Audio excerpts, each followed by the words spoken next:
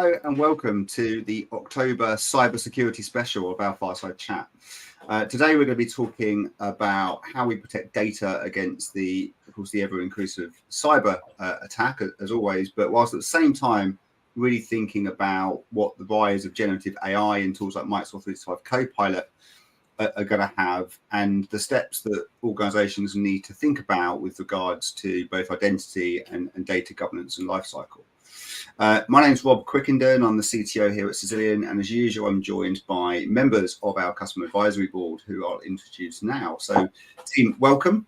As usual, please take a moment to say hello to the audience and introduce your role, organisation, and what you do. Dave. Hi, good morning. Thank you. So, David Maskell, Head of IT and Information Security at Thatcham Research. Cover a wide range of aspects, but all IT and InfoSec related. Fantastic. Goa, welcome. It's your first Fireside chat, joining from L&Q. Welcome. Yeah, thanks, Rob. My name's Goa Mohammed. I'm the Group Head of Information Security at L&Q Group, essentially acting CISO. I'm responsible for all things information and cybersecurity related, working very closely with the technology team, heavily involved in projects and lots of all weird and wonderful things that we do in the world of cybersecurity. And I've been with L&Q for 5 years. So, yeah, that's me. Fantastic. Thank you. Ken, hi. Hi, I'm Ken Dickey. I am the CTO for Leithway Executive Search. Also wearing many hats, a bit like Go. So CISO and DPO for Leithway. Fantastic. Jazz. I'm Jazz Bassey, Head of Solution Delivery for Gately, responsible for change, innovation and engineering. Gately, we're a law-led professional services company.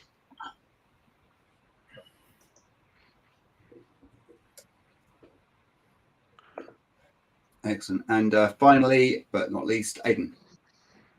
Aidan Shanahan, Head of IT with Govia Thameslink Railway.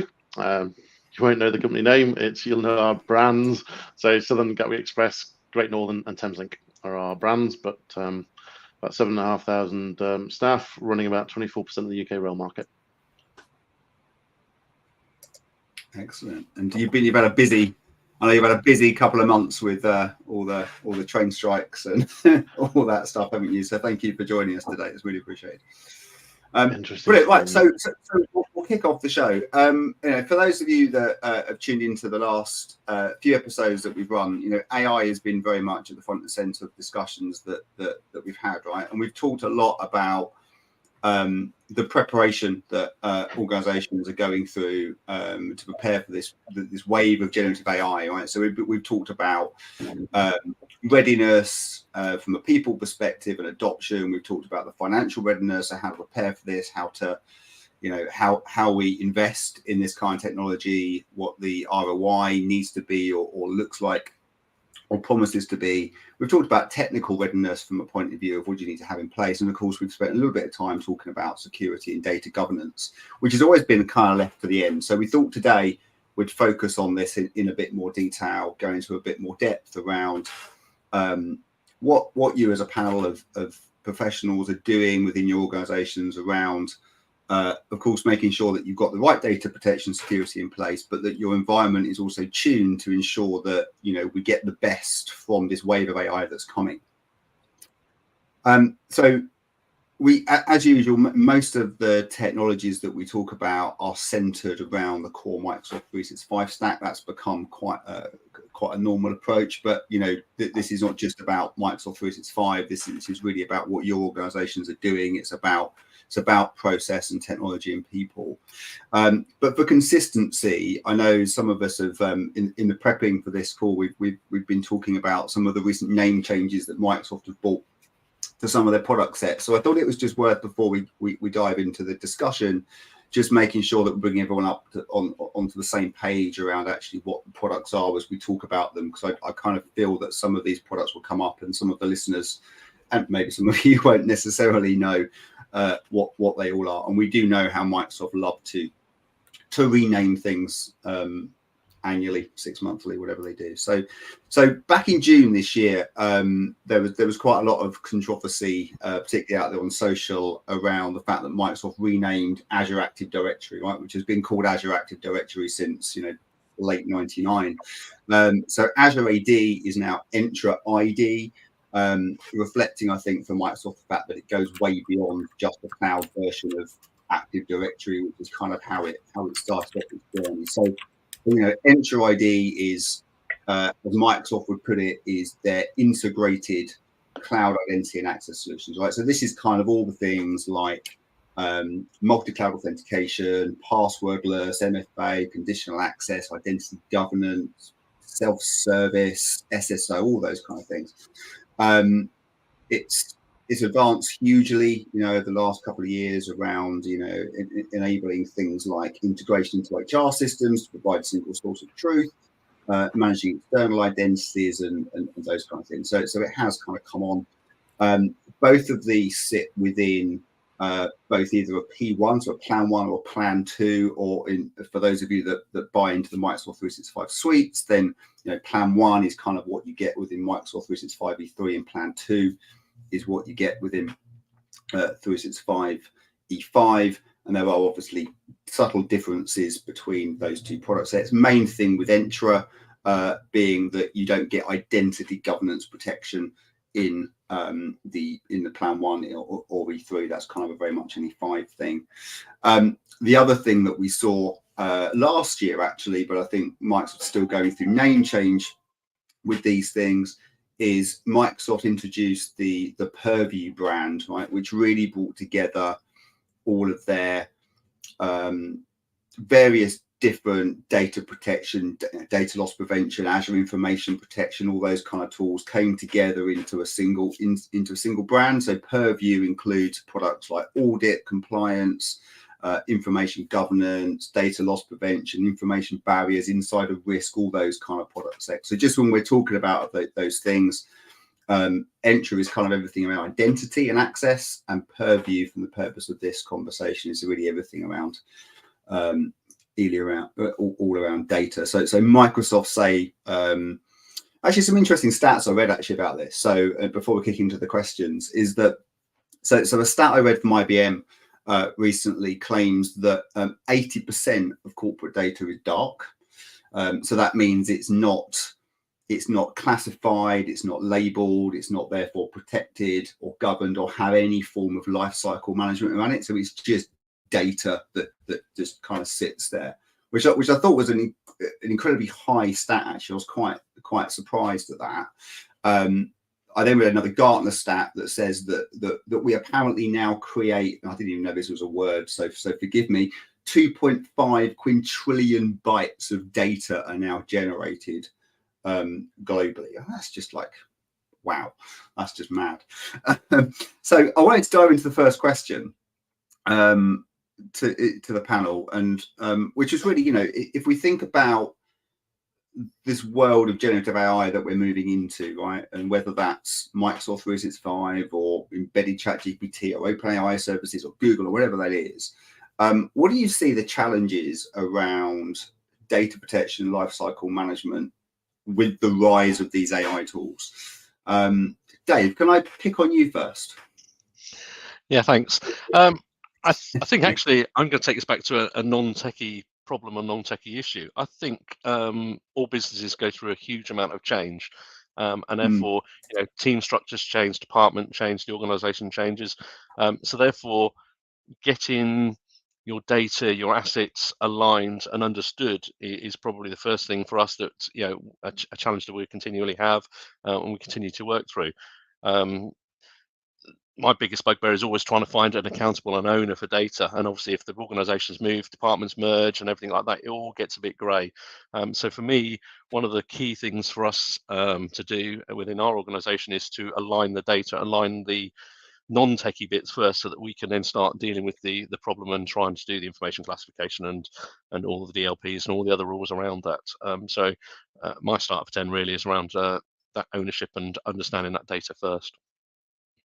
Yeah, I think that's such a key point, and certainly some of the organisations that we work with that have started on journeys from a technology first perspective, particularly around when you're when you're doing things to data that change the way in which users interact with them, so whether that's because you're preventing them from sharing information or preventing them from accessing information, those things very quickly become, IT is getting in the way, SecOps is stopping us doing our job.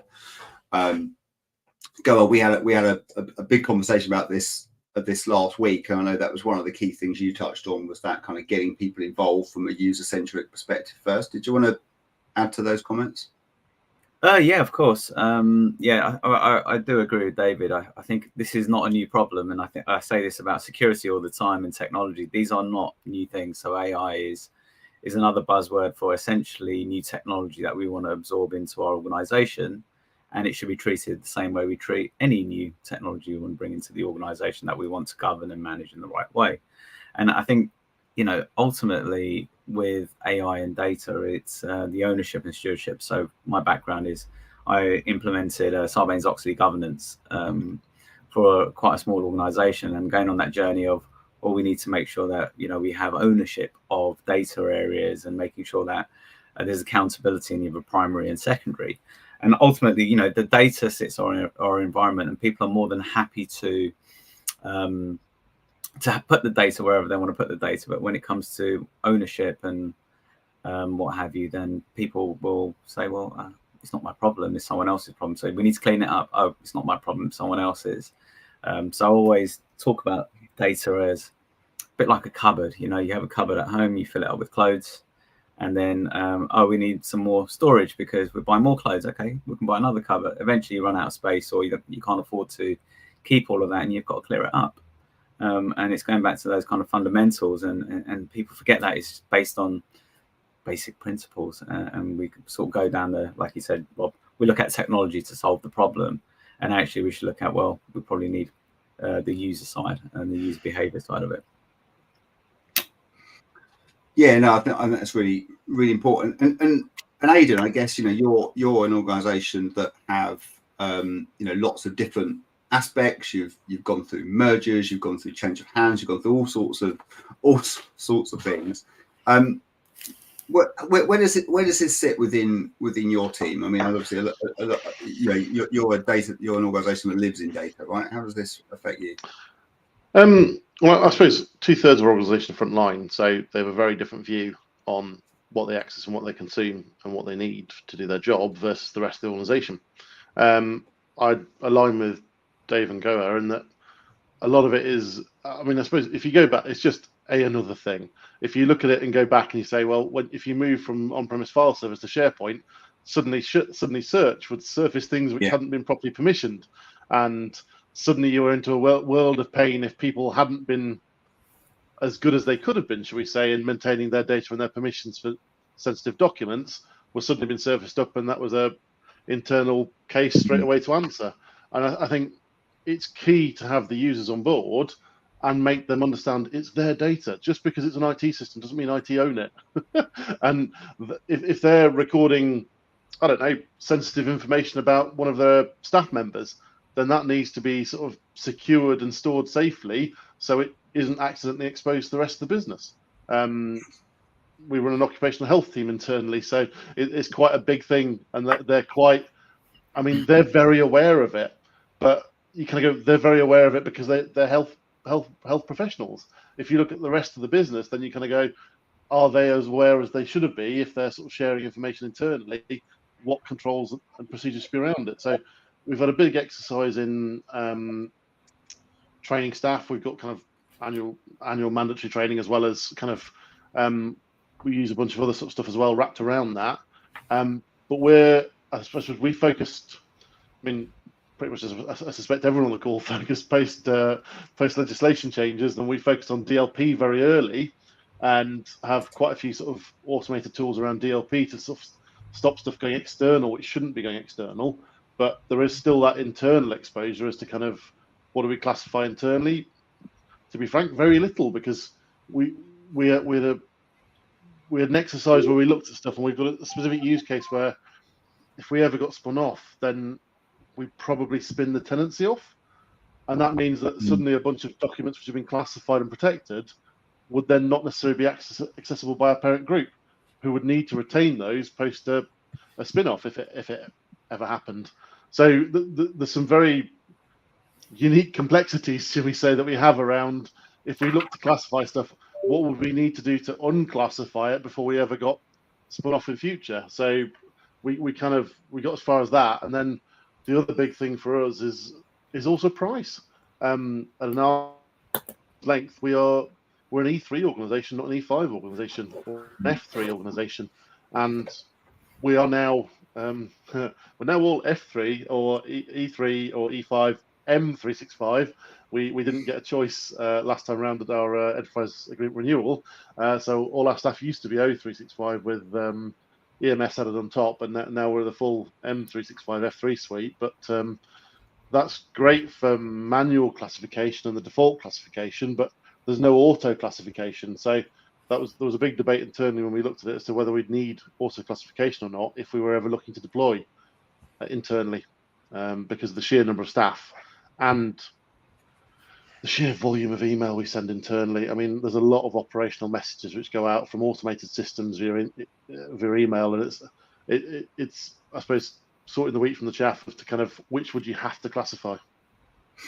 Yes, it's an interesting one. I think that license conversation is one. If we get time at the end, maybe we'll touch on that. But actually, you know, you tend to find, and it'd be interesting, you know, with yourselves, but you tend to see lots of organizations just license badly or get into this mix of assuming everybody has to have the same. So I think outside of your SKUs, right, which are clearly designed for frontline, it's very common organizations that we talk to, especially talking to our licensing and optimization teams, that many have the blanket level license across everyone because they're not really sure what license you need to do what thing, and you know, can you read something if it's been classified by somebody else and those things. So if we get time, maybe we'll touch on that one at the end, or maybe we'll pick up a separate show about this one, because I think, you know, it's licensing in the Microsoft world is far from simple and far from cheap, right? With especially when we start looking at some of these add-ons that we're looking at. But Ken, I wanted to pick on you if I may. You know, a lot of those points, you know, David, Aidan, that you talked about are extremely valid. I think that one of the things that we see, and so it's something we're looking at internally, but talking to a lot of my other clients, is that, you know, do we need to accelerate these conversations around classification and labeling because of what generative AI can potentially surface, right? So we talked about when we move things to SharePoint. I think we've had this conversation before, but when we remember the things like Delve when it first came out, and everyone was like, "Oh wow, I'm seeing all this information suddenly being surfaced automatically that I might be interested in, that my co-workers are working on," and you know, those things can be quite. Oh, not sure if you can still hear me. My camera crashed. That was very strange. Never seen that before. Yeah, we've now of course got these, you know, the birth of these tools, right? That essentially are not just surfacing information based on search. They are, you know, they are building a form of intelligence around our information, our data, and therefore they're providing answers and responses to things that we ask based on the data that those tools have got access to. So Ken, sort of from your perspective, I know, you know, you've been quite into exploring what you're reading around this, right? So one of the pieces that we've had is that from a purview and looking at the classifications of the data that we have currently, we have a real concern about the actual future state. And it's all well and good looking at a document that we may have got somewhere stored, and we have access and identity controls in place for those pieces.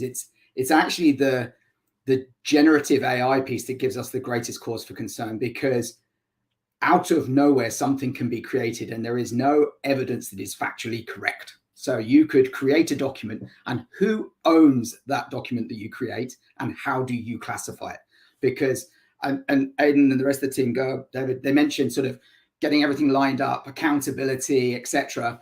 But who is accountable for the black box that generates a response to a client, who sends something to a candidate, who actually does own that data and information? And this is a real problem. And I'm not just talking about hallucinations, people saying that AI makes stuff up.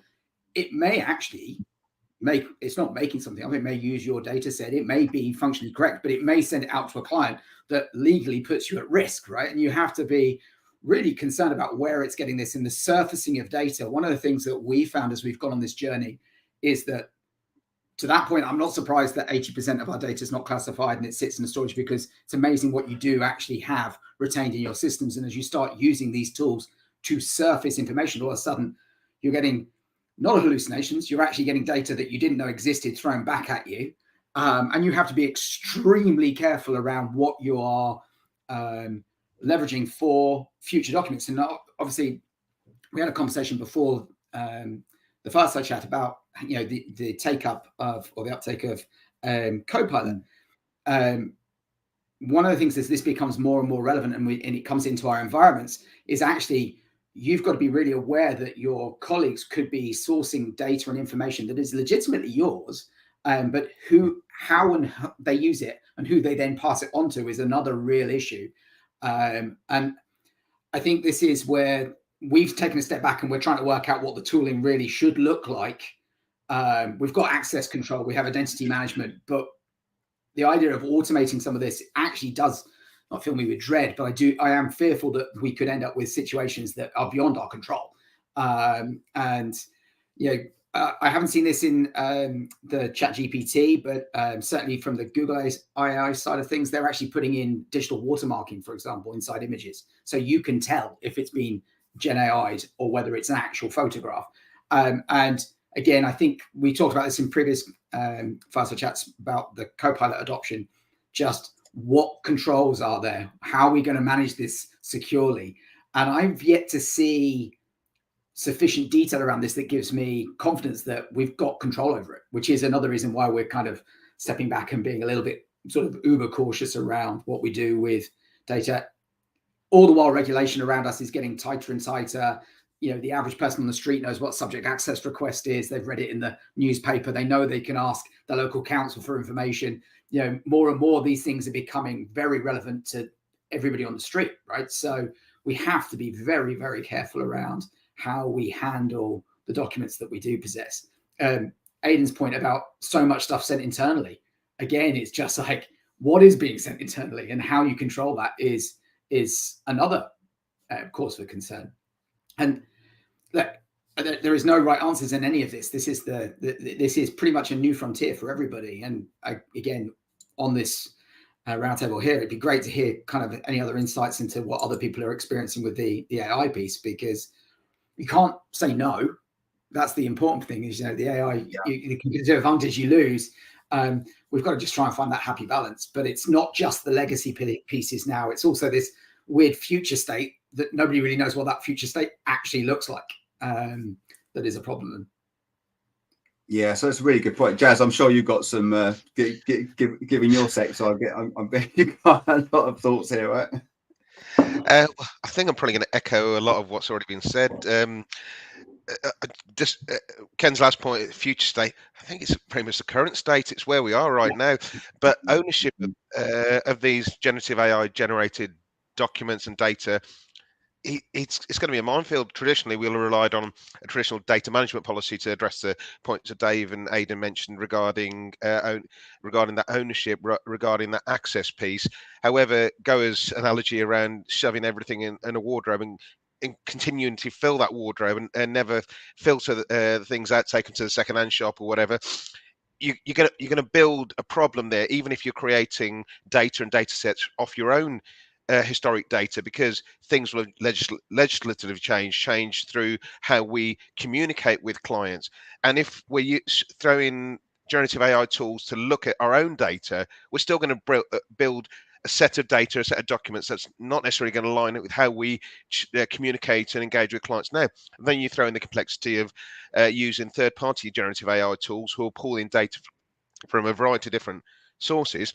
Then again, you forget the classification. You need to firstly understand who's going to own those documents. How are you going to ensure that you're aligning with your regulatory and other obligations that you have, as well as restricting the data that's going out. I think that's where you started the conversation, is how's the generative AI piece changing how we approach data management, data classification. I think we're all learning on the go, because our traditional ways of defining how we're going to deal with it and then finding the tools to deal with it are up in the air now. So I think I'll probably throw more questions Yeah, than I mean, so.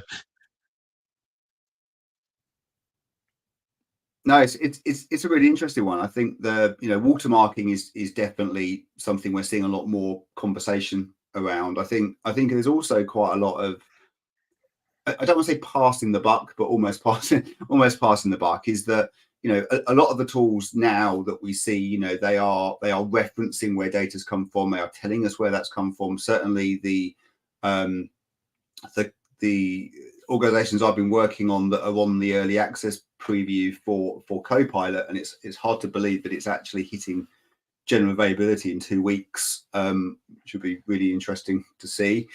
But there's a lot of the general ethos there is, well, it's done under the context of the user, therefore the user that initiated the request to generate the content owns it, right? But that's to me feels a bit weak, right? That's a bit of it easier said than done. It's very easy to take, I'm sure we've all done it. You use content, it gives you the referenceability. You just ignore it, right? And one of the legal firms it's all very well saying it's giving you that referenceability, but what assurances are you getting? I mean, Bard was claiming to find reference material either in legislation or books or other documentation. Quite often the reference material doesn't exist, so it's not only making up the content, it's making up where it's referencing as well. Yeah, it is. So, and I think what's to stop these tools doing that with your own data? Yeah, well, I've seen it internally. I've seen it on some of the clients I work with that are on the program, and I appreciate at the moment it's in preview, right? So there's lots of feedback and lots of things being done. But come the 1st of November, that's not going to be the case, right? They're not calling it a preview; they're calling it general availability, which I personally think is wrong. But anyway, that's where we are. But you're right. Someone has to check the checker, right? So if it's producing content and saying, well, I've got it from this document, right? I've got it from this, let's say it's a review of a client file or it's a review of finance data or something else. Yes, it's giving you a reference, but how many times do we just assume that reference is correct? In the same way that if someone tells us something, sometimes we assume it's correct, right? We ask someone for information, they tell us, and we say Fred said or whatever. But you're right. The information it's going to present, someone's got to check that and go through it. And I think it's going to be a really interesting situation to understand. Firstly, should it access that data? Secondly, is it the right version of that data, right? So that's one of the other challenges that we have, is organizations have so much data now, because of they have to keep it for a certain period of time. Secondly, because actually to the point of nobody wants to own data, and therefore nobody cleans it up, and therefore nobody does remove it. So unless you have tools in place that do force that to happen, then those things don't happen. And then, one of the things that is, I think, talked about a lot with the power of these tools is you're actually, upping the skill level, right, of people. Well, you're kind of not. You're allowing people to write content where they assume or are perceived to be an expert in something that they're not. So therefore, they are not really authorized in many cases to be the author of that document, even though they are claimed to be, in the terms of Microsoft world, right? If you ask Copilot to write something, you are the owner of that document, right? And from the point of view of if a file is created, they are the owner.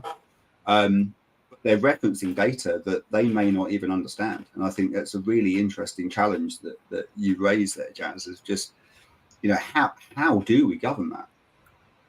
How do we govern that? Goa, you've been doing quite a lot of work at L&Q, haven't you, around classification and labeling and stuff. Has this kind of come up? Yeah, I mean, it's a really interesting discussion, and we could probably spend the next rest of the day talking about this and longer.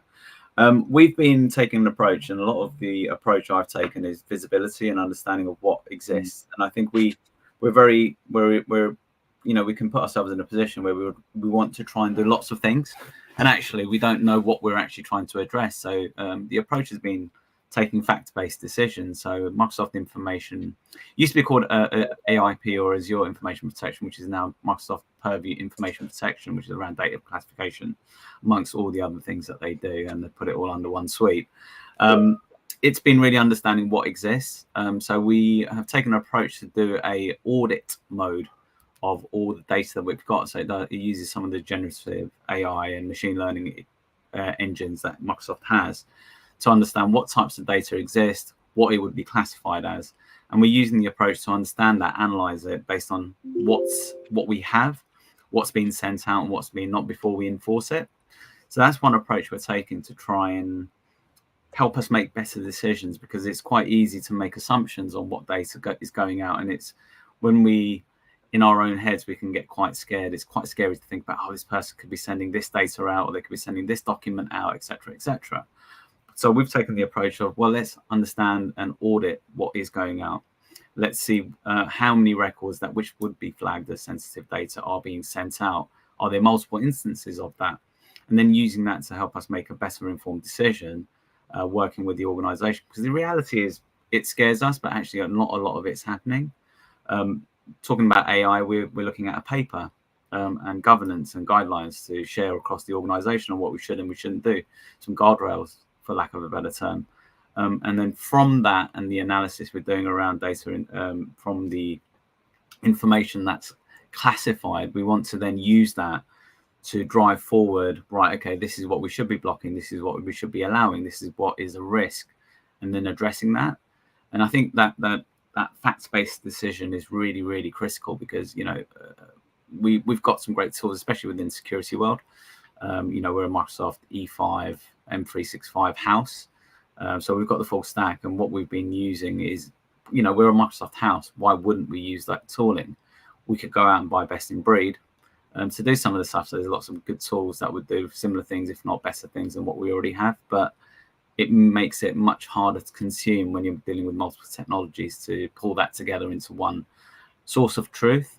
So we get that from Microsoft, and that's enabling us to really understand our soft, you know, where we are soft, where we've got some big risks, because it is risk-based. It should always be risk-based.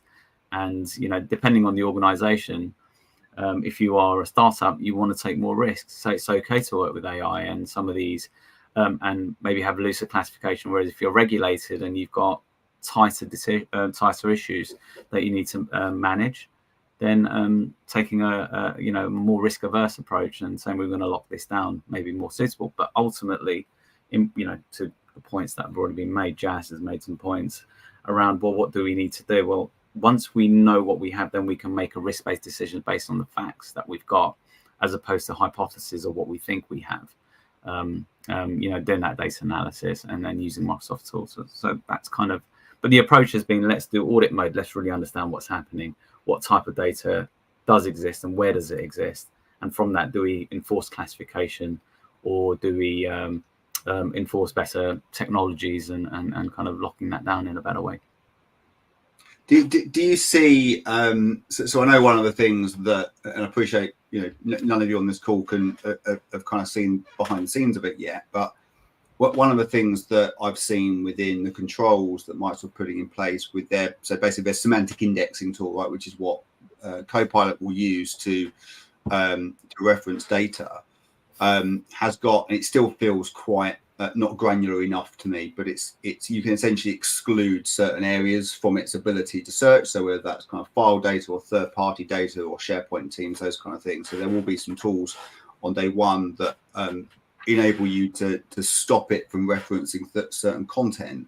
To me, I don't feel that will go far enough. I think, to Ken, to your point, I think there needs to be a very clear way of classifying, labeling content that has been AI generated. So we talk about AI watermarks in images, right? And I see that if you use things like Bing Image Creator and stuff like that, it does put a watermark at the bottom. You know, obviously you can crop stuff and take it out, but it does tag it as well. There is tagging within the files, but it'll be interesting to see within documents that get created, whether that's a PowerPoint from a Word document, or, you know, a report from emails and other content that's actually tagged. So, sorry, just jumping on that tagging piece. So the new AI tagging that has been, I'm going to get the company name wrong, so I'm not going to say, but it is, again, it's across all the AI platforms. It's actually kind of pixel based. It's based in, so you can't just crop it out. It's not like this was created by Bard kind of thing. It is actually embedded into the document in a digital way that is almost, I mean, obviously if you know what you're looking at and if you can see it, you can obviously remove it, but the way it's done, it's designed so that it actually can make documents more referenceable. And why this is so important for, certainly in my industry, right? We handle PII data, right? We are talking around executive search. We are talking about people getting jobs, not getting jobs. People want to know why. Is it a race, a culture, a religion thing? Is it where this data and information comes from? Accountability is absolutely everything.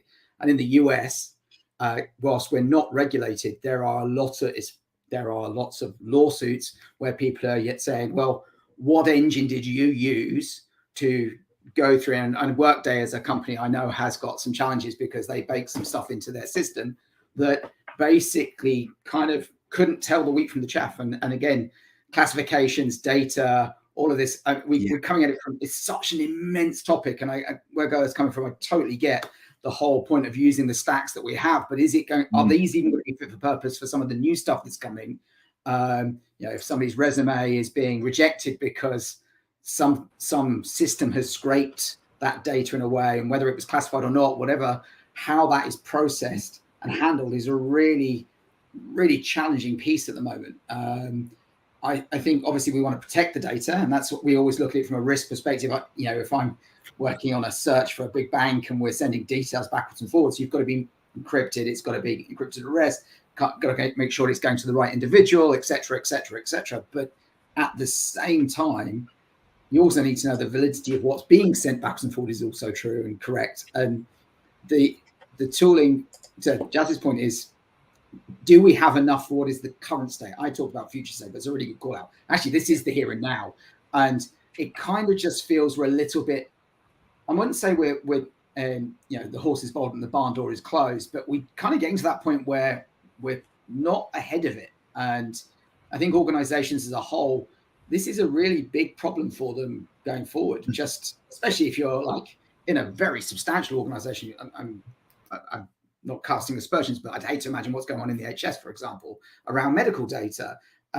If we're struggling to just keep resumes and CVs locked down, secure and controlled, it'd be really kind of interesting to know where we're at with on large organizations and what they do to kind of keep this stuff tightly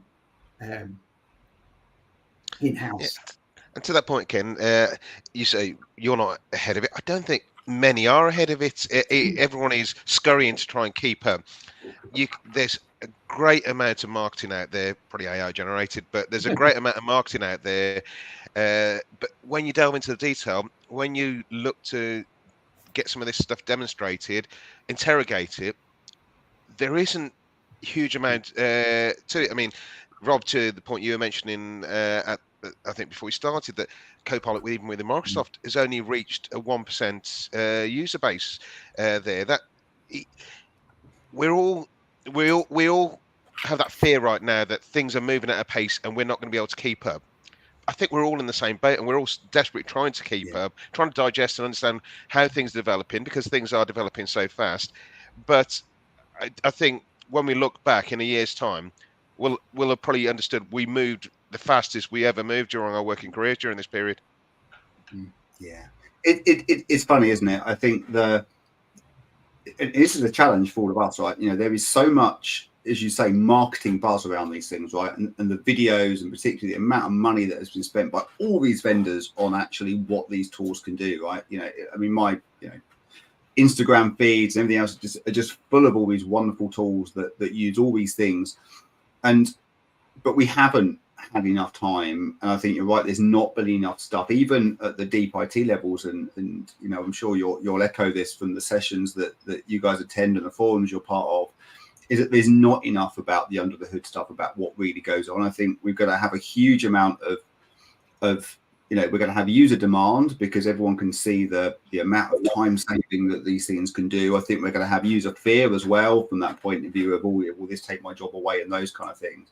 But underneath all that, all of these things that you've touched on today are, of a difference between people getting jobs, staying in jobs, being in fear of their jobs, and making mistakes, right, based on information that they're going to come to trust, right? You know, people trust the spell checker, right? People, well, I put it through the spell checker, it must be right. And we're going to have these, you know, Jazz, you mentioned, you know, legal cases where, you know, ChatGPT is being used to generate examples of fake things that are well referenced and don't exist, right? And I think it's going to be a really interesting era. So when we think about what's going to happen on the 1st of November and again, you know, I'm using Microsoft here, but that they're calling it about general availability. I don't believe it is. I think, you know, this is a very expensive preview still, but more at the hands of individuals. I think it needs to be very carefully controlled and viewed and not rolled out too quickly. I think we need to, as much as possible, be able to harness its power a little bit and really think about those problems that we may face. And it's great to hear you all talking about some of those things, but we really need to understand it. And I think the communication piece of that back to I say the general users, but sometimes senior management, right? That it's going to be, this is the first time in a long time actually that I'm seeing more pressure coming from senior leadership inside organizations than I probably am coming from employees, general employees. Whereas a lot of the things that we see around, you know, we were joking before the call about some of the advancements in teams and these kind of things and all the new stuff that's coming. A lot of that doesn't touch the surface of the potential impact that this technology is going to have. And if we don't, but as you say there, so I can say, as you say there, we've got to start with those use cases, haven't we? We've got to understand where we're going to leverage it and where we're going to add benefit. It's all great saying we've got AI within our business, but to what end and how are we validating what the outputs are of these generative AI tools? I think the legal and professional services sectors, they will very much act as great first drafts, but it depends at what cost, because that licensing piece you mentioned earlier, that's going to be key in part of this. I mean, everyone, as you say, people are worried about, will it affect my job? What's the longevity of my job? However, if these tools are prohibitively priced, people will go back to doing things manually. Yeah. Or worst case, they'll find cheaper alternatives out there that probably aren't governed by your own security and compliance rules, that aren't governed by ethical AI standards and those kind of things. Because, you know, we all think about the products that we know that are well advertised, that we are likely to trust. You know, we all put a lot of trust into the Microsoft cloud, for example. You know, there is ethics and trust around those things. But if we prevent access to these tools, people will find a way, right? And we've still got to make sure. I think this again goes back to that. How can we protect? How can we ensure that the data that we've got can't be used in the wrong places? And generative AI is just one of those things, right? You know, we've all had the ability to take information internally and place it elsewhere. But I think even just controlling what we can copy and paste into a chat window and feed it out there for information is going to be another massive part of what we have to look at in the next 12 months. And regulation is probably the biggest area we'll all look at for protection. But this is moving at such a pace that it'll be 5 years before the regulations are published to actually define what we should be doing right now. Yeah. So if we can't leave it back to the, and I can't believe we've just burnt 45 minutes. It's incredible on the first question. So, but I think, you know, we've touched on some of these bits, and I think, you know, I mentioned to you on Friday I was going to ask you for this because I think you've gone through a really holistic process of the way you've been deploying. But I think so much of whatever we do, right, I think still loops back to that point of we've got to get better control and visibility over the data that we have. And Ken, to your point, the data that gets created, right, and generated. I know I asked you guys just to give your guidance on from your previous experience and also what you're now doing at L&Q around those. You know, what's your kind of tips for getting started on this journey? Right, we hear of so many organisations that have tried to do this and failed. They've tried to do DLP, they've tried to do labour, and it just doesn't kind of work. What's your tips? Yeah, so I think for me, I mean, it's a broad conversation, and I can't remember. I think it was you, Ken, that mentioned you're the DPO and the CISO, or so we have the luxury of a DPO, and I leverage the DPO a lot to drive forward that kind of business level conversation around data and information. So, you know, the thing is, the two are similar but inherently different, with the data protection officer having a very clear guideline around legislation, ICO, Data Protection Act, and sensitive personal information and sensitive personal information. Where I look at it is, well, we have to look at all information and make sure we cover it, and, you know, this includes confidential and financial, which doesn't sit in the world of sort of GDPR, so to speak. But what I've been doing is working very closely with our data protection officer. So, right, we need to drive forward the conversation around data and making sure we govern it in the right way, and leveraging that to get the buy-in, which then starts tying in the technology side of it and that discovery, because we can do many things. We had a tool that we got rid of. I'm not going to mention who they are because it would be unfair to do so. But we've gone down the journey of letting go of that tool, using Microsoft's tools to help us understand the visibility and what we currently have in our estate. And that's available. You can do that in audit mode. It doesn't get in the way of anyone else across the organization. And then providing that back and saying, this is what exists and this is where we are. And then again, going back to the organization and the business, saying, look, we can do whatever you want us to do with this, but this is the steer. This is what we'd recommend. And this is what we'd ask you to steer away from, because it would be infringing on legislation and things like that. And that it becomes a grown-up approach, having adult conversations where you're saying, well, you are in breach of the law if you don't agree to follow this process with this tool to help us. But it's that, you know, going back to kind of the points that were made, the horse is already bolted. You know, the doors may not be closed, but the horse is already bolted, and the problem exists whether we like it or not. So doing something is still better than doing nothing at all, and that's really, really important. So taking each journey and each, making sure you're speaking to the right stakeholders across the organization. Technology is not an isolated problem or a function anymore. It has to work with the business, and the business has to work with technology and the teams to get to the right place.